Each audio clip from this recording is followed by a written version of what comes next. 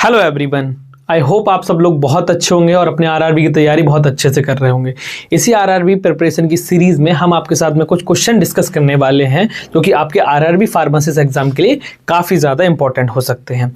चलिए शुरू करते हैं और इन्हीं सब क्वेश्चंस को डिस्कस करते हुए हम कुछ इनके बिहाइंड द कॉन्सेप्ट्स भी देख लेंगे, जिससे क्या है कि साथ ही साथ जो ये क्वेश्चन है वो भी हमें क्लियर हो जाए और उसके अलावा जो ऑप्शंस है उनसे रिलेटेड भी चीज़ें आपको क्लियर हो जाए। तो पहला हमारा सवाल है कि calcitonin is secreted by which of the following. कौन सी ऐसे ग्लैंड है जिससे आपका कैल्सिटोनिन हार्मोन सिक्रीट होता है? Parathyroid gland, adrenal gland, thymus gland या thyroid gland?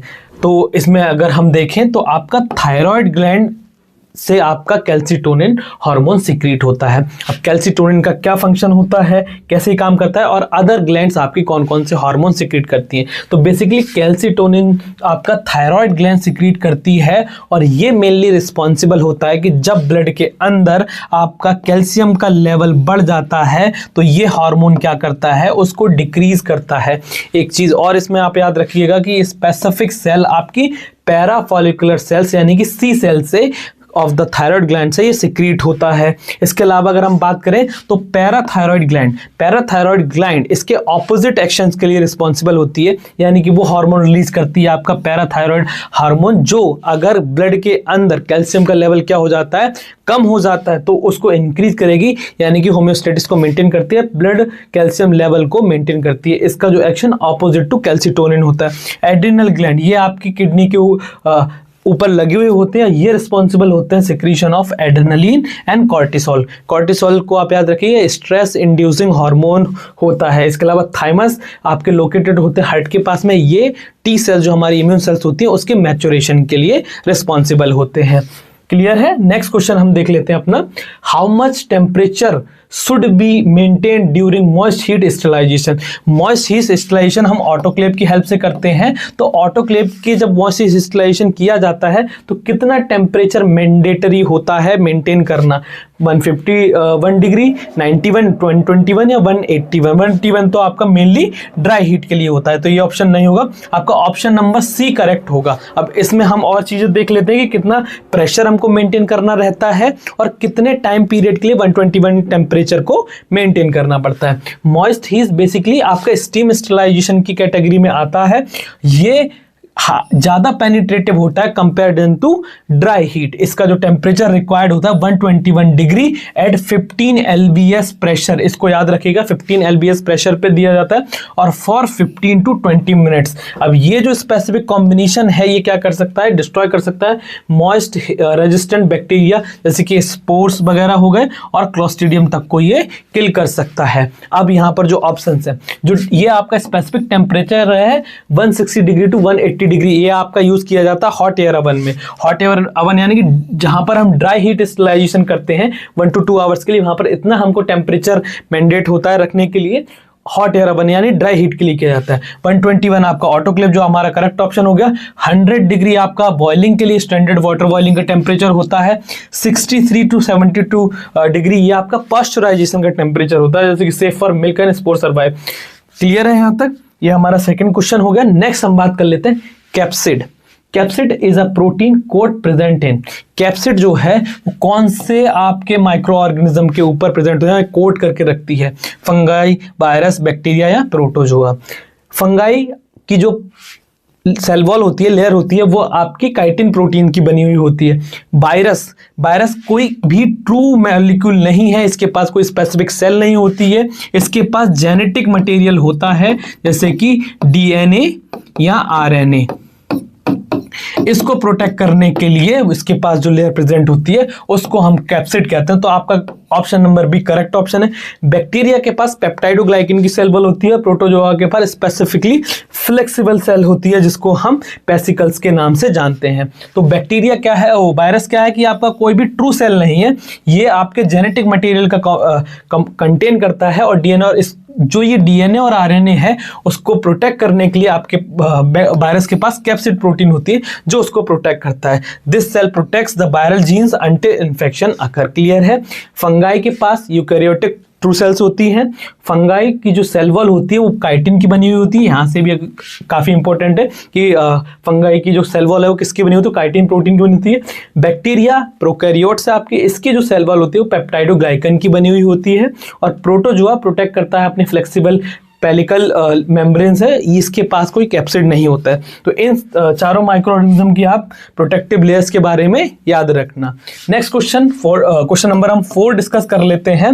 Estimation of serum creatinine is consider as a reliable indicator, यानी कि आप अगर सीरम क्रिएटिनिन लेवल को चेक कर रहे हैं तो हम किस ऑर्गन की हेल्थ को डिटरमाइन कर रहे हैं, लीवर की, किडनी की, लंग्स की या गैस्ट्रिक फंक्शन की, किस पर्टिकुलर ऑर्गन के फंक्शंस को हम डिटरमाइन कर सकते हैं bye checking the serum creatinine level. Serum creatinine level basically आपका जब मसल्स का मेटाबॉलिज्म ब्रेकडाउन होता है तो ये बाय प्रोडक्ट के फॉर्म में आपका सिक्रीट होता है फ्रॉम द किडनी। तो किडनी अगर आपकी प्रॉपर फंक्शनिंग कर रही है तो ये क्रिएटिनिन आपकी किडनी के थ्रू निकलता रहेगा, रिलीज होता रहेगा, एक्सक्रीट आउट होता रहेगा।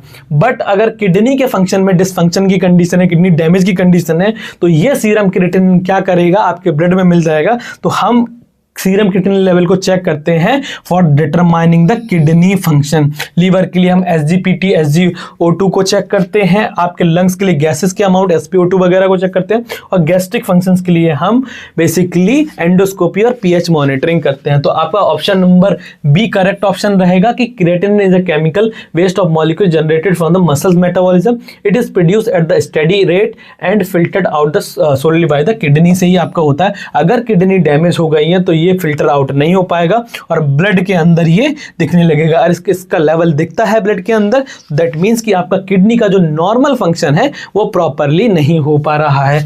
लीवर को टेस्ट करने के लिए यहां से भी क्वेश्चन पूछा जा सकता है कि SgOT और SGPT एंड बिलिरुबिन अगर लेवल आप चेक करते हैं तो लीवर फंक्शन LFT हम चेक करते हैं, तो इन दोनों के एंजाइम्स के लेवल को हम चेक कर सकते हैं। लंग फंक्शंस आपको टेस्ट करने के लिए स्पायरोमेट्री की जाती है, ये वर्ड याद रखिएगा। और उसके बाद ये ब्लड गैसेस O2 और CO2 के लेवल को चेक करते हैं।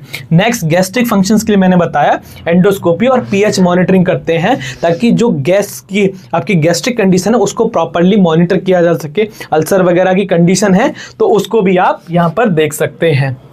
नेक्स्ट अगर हम MCQs नंबर 5 की बात करें तो आपका डिप्लॉयड, ये काफी इजी क्वेश्चन है, बार बार कई सारे फार्मासिस्ट एग्जाम में पूछा जाता है कि आपका जो डिप्लॉयड नंबर ऑफ क्रोमोसोम्स है इन द ह्यूमन बॉडी वो कितने होते हैं। तो नॉर्मली ह्यूमन बॉडी के अंदर जो क्रोमोसोम्स के नंबर होता है वो 23 होता है, जो कि पेयर में होते हैं। और इन्हीं पेयर्स के हमारा जो करेक्ट ऑप्शन होगा वो 46 होगा, यानी कि ह्यूमन जो डिप्लॉयड क्रोमोसोम्स का नंबर है वो आपका 46 होगा। अभी जो अलग अलग क्रोमोसोम्स के नंबर है इनको भी हम देख लेते हैं कि देखिए diploid refer as a full set of chromosomes, इनको हम 2n कहते हैं, 23 के पेयर्स में होते हैं, meaning every normal body cells contain 46 chromosomes. 24 chromosomes आपका डिप्लॉयड नंबर होता है स्नेल और राइस प्लांट में, 40 डिप्लॉयड नंबर होता है आपका माउस यानी मस्कुलस में, और 48 डिप्लॉयड नंबर आपका चिंपैंजीज और गोरिल्लाज में होता है। तो अगर यहाँ से भी क्वेश्चन आए तो जहाँ पर 48 हो तो आप चिंपैंजी और गोरिल्लाज को याद रखना, और ह्यूमन बॉडी में 23 के पेयर में होते हैं, इसलिए इनका जो नंबर होता है वो 46 होता है। क्लियर है यहाँ तक? आगे बढ़े, नेक्स्ट हम बात कर लेते हैं। फनी बोन इज एक्चुअली किस पर्टिकुलर बोन को या किस पर्टिकुलर पार्ट को हम फनी बोन के नाम से जान सकते हैं। इससे भी ये क्वेश्चन पूछे जा सकते हैं, तो आप इसको याद रखिएगा। Actually MCQ number 6 muscles, nerves, bone या ब्लड वेसल। तो इसके बारे में बताया कि फनी बोन आपकी एक्चुअल में कोई बोन नहीं होती है, ये एक तरह की सेंसेशन होती है जिसको हम फनी बोन के नाम से जानते हैं। तो बेसिकली जब भी कभी आपने देखा होगा कि अगर एकदम से सॉक टाइप का लगता है हमारे बोन्स हाथ में, तो यहाँ पर क्या होता है कि अल्नर नर्व्स होती है, वो आपकी ह्यूमरस की वजह से, कंप्रेस होने की वजह से एक इलेक्ट्रिक शॉक टाइप का जनरेट करती है, जिसको हम फनी बोन के नाम से जानते हैं। क्लियर है यहाँ तक? मसल्स आपका कोई भी इंपैक्ट, डल, क्रैम्पिंग ये कॉज कर सकते हैं, क्रैम्प हो सकता है मसल्स में, लेकिन आपका शॉक यहाँ इलेक्ट्रिक शॉक जनरेट नहीं कर सकती। बोन्स आपकी healthy humerus the bone, but the sensation comes from the nerves. Sensation कभी भी आपकी डायरेक्टली बोन से नहीं आ सकती, उसके लिए आपकी जो रिस्पॉन्सिबल होती हैं वो होती हैं आपकी नर्व्स। ब्लड वेसल्स तो आपके ब्लड सप्लाई के लिए ही रिस्पॉन्सिबल होती हैं। आपको क्वेश्चन बहुत देखने में इजी लग रहा होगा, लेकिन यहाँ से 2-3 चीजें आपको क्लियर हो जाएंगी कि कौन से वो ऐसे एनिमल्स हैं जिनका जो एग होता है उसका साइज बहुत ज्यादा स्मॉल होता है, यानी which of the following has the smallest egg. Egg जो होता है किस एनिमल का सबसे ज्यादा छोटा होता है। और यहीं पर हम एक और सवाल देखेंगे कि लार्जेस्ट एग किस पर्टिकुलर एनिमल का होता है। तो लार्जेस्ट एग में तो हम ऑस्ट्रिच को ही कंसीडर करते हैं कि ऑस्ट्रिच का सबसे लार्जेस्ट एग होता है, तो ये तो ऑप्शन हो जाएगा गलत। ह्यूमन, हमिंगबर्ड या इंसेक्ट्स, यहाँ पर जो ऑप्शन रहेगा वो आपका ऑप्शन नंबर बी करेक्ट रहेगा। ह्यूमन का जो ओवम होता है, वो जो पर्टिकुलर एग होता है वो माइक्रोस्कोपिक कंडीशंस का होता है, उसका जो साइज होता है अप्रोक्सीमेटली 0.1 mm के आसपास होता है। और this is because the embryo receive the continuous nutrition from the mother by the placenta eliminating the need for large nutrient storage yolk. यानी कि ह्यूमन में जो एग होता है वो जैसे कि जो प्लेसेंटल एनिमल्स होते हैं जिनमें न्यूट्रिशन प्लेसेंटा की हेल्प से मिलता है, वहाँ पर एगियोल्स बनाने के लिए यानी कि एनर्जी को या न्यूट्रिएंट्स को स्टोर करने के लिए एग का साइज बड़ा होना जरूरी नहीं है, क्योंकि ह्यूमंस में जो न्यूट्रिशन मिलता है वो प्लेसेंटा की हेल्प से मिलता है। तो ह्यूमन की जो एग होता है ओवम बेसिकली उसको कंसीडर किया जाता है एज अ स्मॉलेस्ट एग, जिसका अप्रोक्सीमेटली साइज 0.1 mm के आसपास होता है। ऑस्ट्रिच के एग को हम लार्जेस्ट सिंगल सेल एग मानते हैं। हमिंग बर्ड का जो एग होता है वो स्मॉलेस्ट बर्ड एग होता है बट स्टिल माइक्रोस्कोपिक होता है। इंसेक्ट यूजुअली माइक्रोस्कोपिक होते हैं and visible to the naked eye. Clear है यहाँ तक? तो ये भी याद रखिएगा।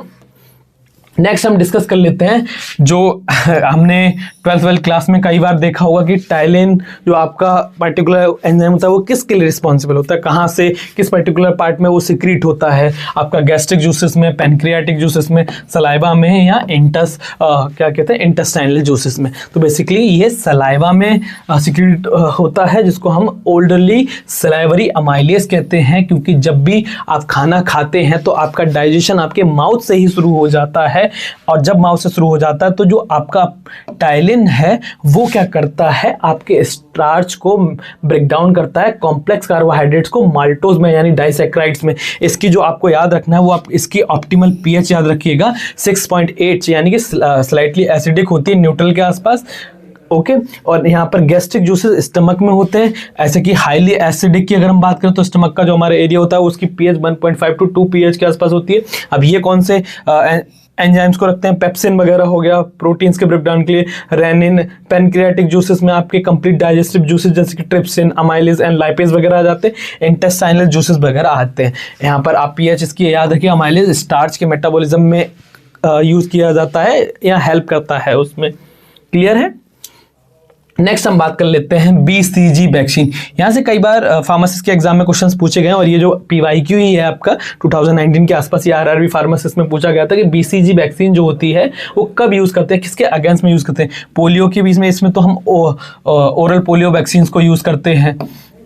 ट्यूबरक्लोसिस में ऑप्शन नंबर बी करेक्ट होगा आपका। ट्यूबरक्लोसिस की कंडीशन में हम BCG वैक्सीन का यूज करते हैं। हेपेटाइटिस में हेपेटाइटिस बी का वैक्सीन का यूज करते हैं, और मेसिलिस और मम्स वगैरह में हम रुबेला वगैरह MMR वैक्सीन का यूज करते हैं। तो ये वैक्सीन के भी नाम याद रखिएगा जो अलग अलग कंडीशन में यूज होते हैं। बेसिकली BCG आपकी बेसिले कैलमेटिक एवरिन इज लाइव एटेन्यूएटेड वैक्सीन होती है। एडमिनिस्ट्रेशन इंट्राडर्मल इंजेक्शन दिया जाता है, टिपिकली लेफ्ट आर्म में दिया जाता है एट द वर्ड, जिससे क्या है leaves a characteristic permanent scar. ये एक कैरेक्टरिस्टिक आपने कभी देखा होगा, नोटिस किया तो आपके लेफ्ट आर्म में एक परमानेंट जो स्कार होता है वो BCG वैक्सीन की वजह से ही होता है। ये कंडीशन को प्रिवेंट करने में दी जाती है ट्यूबरक्लोसिस की। Oral polio vaccine, inactive polio vaccine आपकी जो दी जाती है पोलियो की कंडीशन में दी जाती है। Hepatitis b vaccine hepatitis b की कंडीशन में दी जाती है, और MMR वैक्सीन यानी कि मेसिलिस, मम्स और रूबेला वायरस की कंडीशन में दी जाती है। क्लियर है? नेक्स्ट, यहाँ से विटामिन से तो फार्मासिस्ट में हो ही नहीं सकता कि क्वेश्चंस ना पूछा जाए। फैट सॉल्युबल विटामिन्स कौन सी होती हैं, वाटर सॉल्युबल विटामिन्स कौन सी होती हैं। तो फैट सॉल्युबल के लिए हम एक ट्रिक पढ़ते हैं जो कि आपने काफ़ी बार सुनी होगी। फैट सॉल्युबल विटामिन्स जो होती हैं उनको हम डिनोट करते हैं कीड़ा, यानी कि विटामिन